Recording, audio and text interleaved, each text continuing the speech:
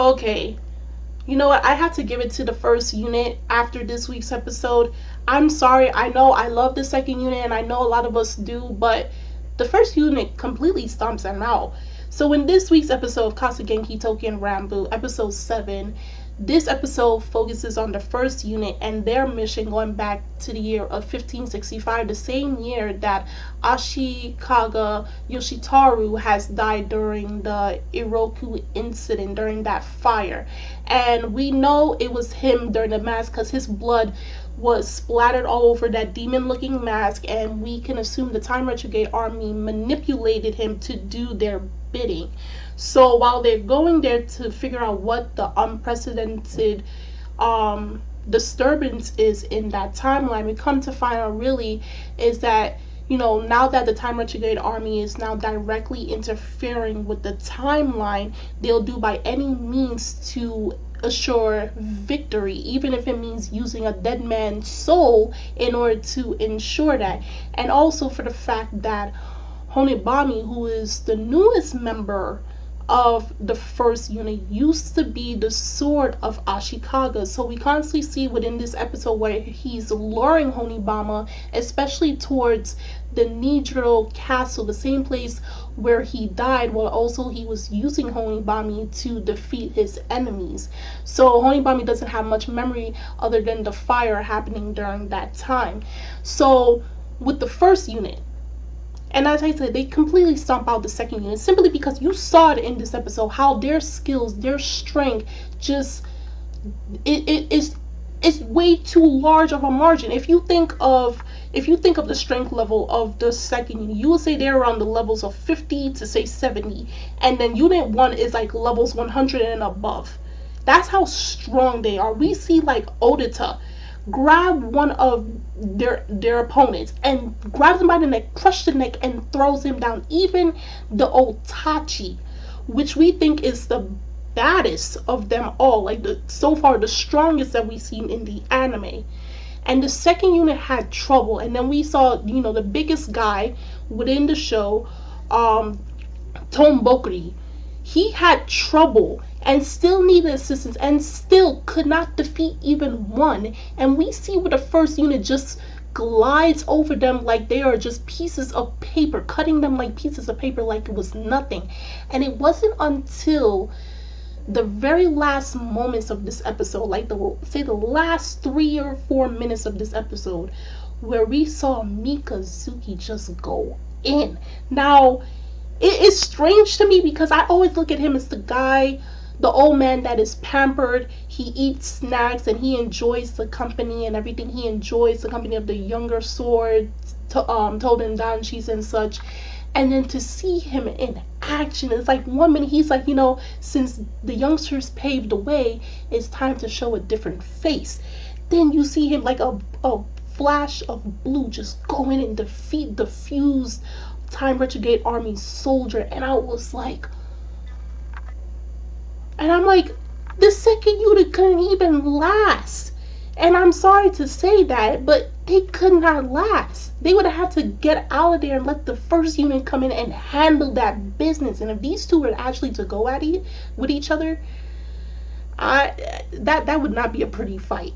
It really wouldn't. And it was like, wow.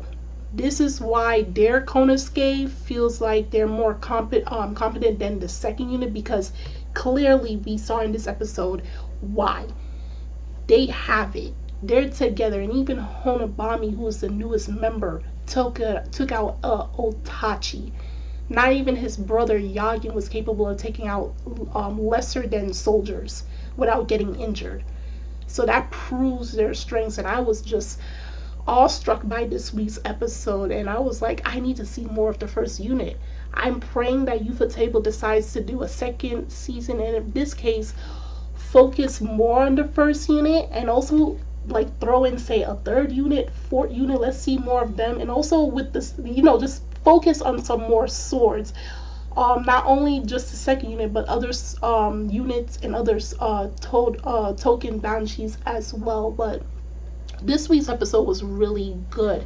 So I remember last week saying that considering like Yamambagari, who is the captain, he considers himself a duplicate. I did say I was going to do some research, and I found it, and you can see it on Facebook, Touken Ranbu's fan Facebook.